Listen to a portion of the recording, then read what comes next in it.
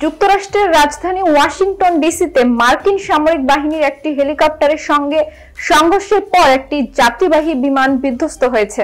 এতে বহু হতাহতের আশঙ্কা করা হচ্ছে। দুর্ঘটনার পরপরই উদ্ধার অভিযান শুরু হয়েছে। বৃহস্পতিবার বার্তা সংস্থা রয়টার্স এক প্রতিবেদনে এ তথ্য জানিয়েছে। ফেডারেল এভিয়েশন অ্যাডমিনিস্ট্রেশন সূত্রে জানা গেছে, বাংলাদেশ সময় বৃহস্পতিবার সকাল 9টার দিকে রিগান ওয়াশিংটন ন্যাশনাল এয়ারপোর্টের কাছে এই ভয়াবহ দুর্ঘটনা ঘটে।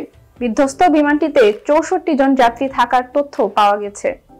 দুর্ঘটনার পরপরই উদ্ধার অভিযান জোরদার করা হয়েছে। ঘটনাস্থলের ওপরে চক্কর দিতে দেখা গেছে US Park Police, DC Metropolitan Police ও মার্কিন সামরিক বাহিনীর একাধিক helicopter. DC fire and emergency service সামাজিক মাধ্যম এক্সে এক পোস্টে জানিয়েছে, তাদের ফায়ারবোট ঘটনাস্থলে পৌঁছে উদ্ধার কাজ শুরু করেছে। ওয়াশিংটন ডিসি পুলিশ জানিয়েছে, সংঘর্ষের পর বিমানটি বিধ্বস্ত হয়ে স্থানীয় পোটোমাক নদীতে পড়েছে। সেখানে একাধিক সংস্থা যৌথভাবে উদ্ধার ও তল্লাশি অভিযান চালিয়ে যাচ্ছে। এদিকে কেনেডি সেন্টারের কাছে একটি পর্যবেক্ষণ ক্যামেরায় দেখা গেছে, দুটি আলোর বিন্দু একত্রিত হয়ে মুহূর্তে একটি অগ্নিগোলকে পরিণত হয়, যা বিমান বিধ্বস্তের দৃশ্য তুলে ধরে। দুর্ঘটনার তাৎক্ষণিক প্রক্রিয়ায় বিমানবন্দরের সব ধরনের উড্ডয়ন ও অবতরণ সাময়িকভাবে স্থগিত করা হয়েছে।